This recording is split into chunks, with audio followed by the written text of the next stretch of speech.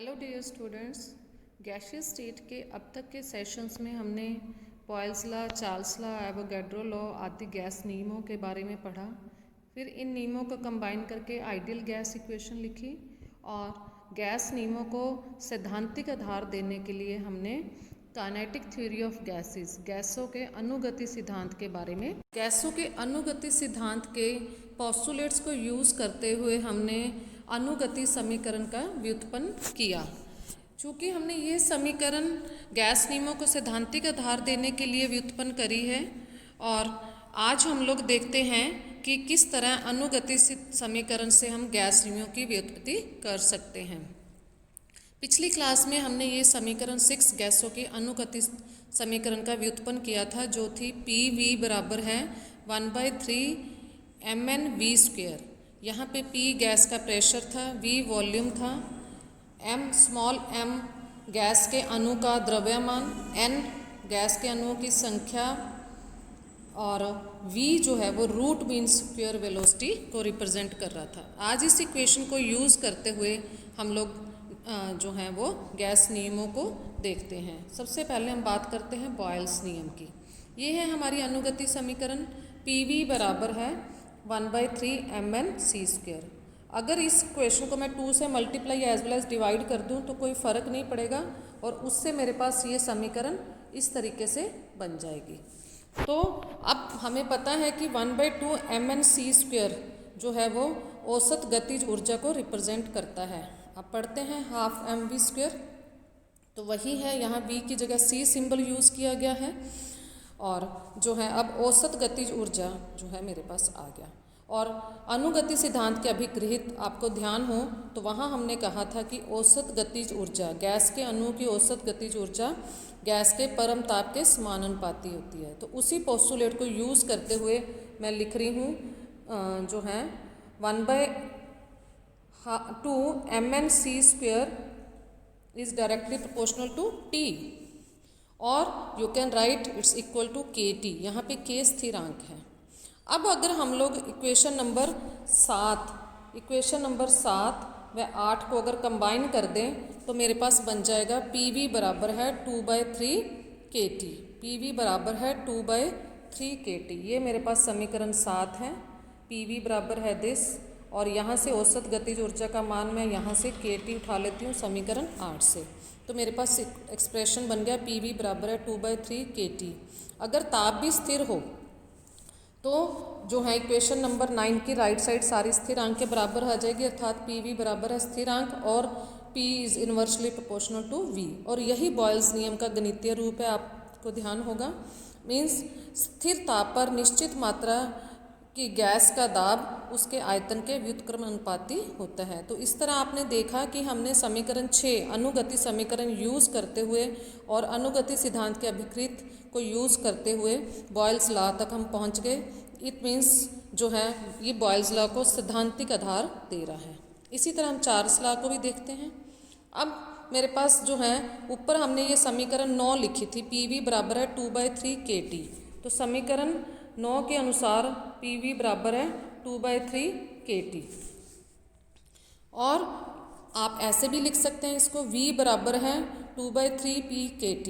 अगर दाब स्थिर हो तो P भी कांस्टेंट हो जाएगा, 2/3 K ऑलरेडी ही कांस्टेंट है, तो इसे हम लिख सकते हैं V बराबर है स्थिरांक into T, means V/T is constant. और यही चार्ल्स नियम है। इसी तरह आप एवोगैड्रो लॉ को भी डिराइव कर सकते हैं। पहले रिवाइज करते हैं एवोगैड्रो नियम कहता क्या है। एवोगैड्रो नियम के अनुसार समान दाब व ताप पर सभी गैसों के समान आयतन में गैस के मोलों की संख्या अथवा गैस के अणुओं की संख्या समान होती है। ठीक है, अब हम अनुगति सिद्धांत के द्वारा देखते हैं कि इस नियम को कैसे व्युत्पन्न किया जा सकता है। मान लीजिए मेरे पास दो गैसें हैं, उनके ताप आयतन दाब PVT एक समान दशा में है और अब इनके अणुओं की संख्या मान लीजिए N1 और N2 है। और क्योंकि गैसें अलग अलग हैं तो उनके द्रव्यमान अलग अलग होंगे, अर्थात M1 और M2 होंगे। और इनके रूट मीन स्क्वायर वेलोसिटी, वर्ग माध्यम मूल वेग के मान भी अलग अलग होंगे। मान लीजिए ये मान है C1 व C2। अब हम लोग जो हैं अनुगति समीकरण से इस इक्वेशन के लिए लिखते हैं, क्योंकि दोनों गैसों के PVT सेम है तो इसलिए PV जो है पहली गैस का होगा 1/3 M1N1C1 और दूसरी गैस के लिए होगा M2V2 M2N2C2। अब क्योंकि लेफ्ट साइड सेम है तो राइट साइड सेम होंगी, तो यहाँ से हम लोग कंपेयर कर देते हैं। ताप भी दोनों गैसों का समान है, ताप समान है तो अणुओं की औसत गतिज ऊर्जा समान होगी। मीन्स जो है औसत गतिज ऊर्जा का मतलब हो गया half M1C1² is equal to half M2C2²। अब यहाँ पे जो है हम लोग जो है ये वैल्यू यहाँ पुट कर दें दोनों इक्वेशंस को। इन दोनों इक्वेशंस को अगर कंपेयर करें तो हमारे पास ये आ जाएगा N1 is equal to N2, जो कि एवोगैड्रो नियम है।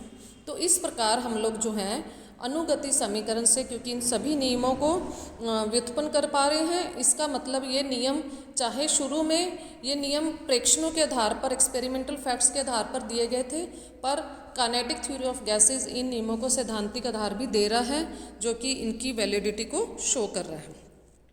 इसी तरह हम अनुगति समीकरण को यूज़ करते हुए काइनेटिक एनर्जी और टेम्परेचर, जो हमने पोस्टुलेट्स में लिखा था कि kinetic energy is directly proportional to temperature, उसको भी देख सकते हैं।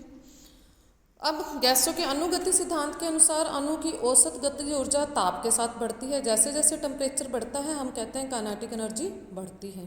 मीन्स ताप की व्याख्या औसत गतिज ऊर्जा के रूप में भी की जा सकती है।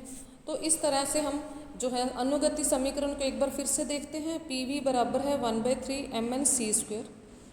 इसको जब हम काइनेटिक एनर्जी की भाषा में लिखते हैं तो ये बन जाती है PV बराबर है 2/3 काइनेटिक एनर्जी, क्योंकि काइनेटिक एनर्जी हाफ mv² होती है और हाफ MnC² भी हम लिख सकते हैं उसको। दैट मीन्स गतिज ऊर्जा जो है, अगर वो मैं PV की भाषा में लिखूं तो गतिज ऊर्जा मेरे पास यहाँ रीअरेंज करने से बन गया PV बराबर गतिज ऊर्जा बराबर है 3/2 PV।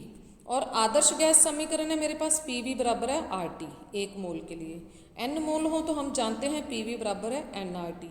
तो अब आप इस गतिज ऊर्जा को PV की बजाय RT की भाषा में जब लिखेंगे तो ये आपके पास 1 मोल के लिए तो बन जाएगी काइनेटिक एनर्जी बराबर है 3/2 RT, और N मोल्स के लिए हो जाएगा एक्सप्रेशन 3/2 nRT। क्योंकि गिवन गैस के लिए N और R कांस्टेंट होंगे तो kinetic energy is directly proportional to T temperature. Means आदर्श गैस के 1 मोल की गतिज ऊर्जा उसके परम ताप के समानुपाती होती है।